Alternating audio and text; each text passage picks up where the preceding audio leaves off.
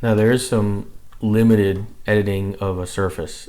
First of all, if we take a look at the surface properties, I have this surface here that is called paths that came from the LandXML file that was brought in, and it was brought in and created from points and break lines.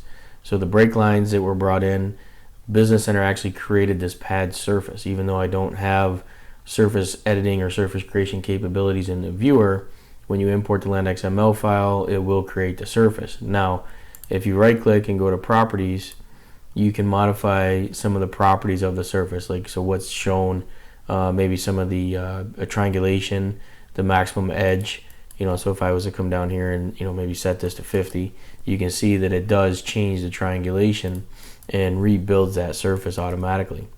Now, if you delete a break line that is part of this surface, so like this line here, which is the break line that's part of that surface, you'll see as soon as I delete that, then it does change and rebuild that surface. So you don't have the ability to edit those break lines, but you do have the ability to delete and remove them if you had some bad data in there, for example.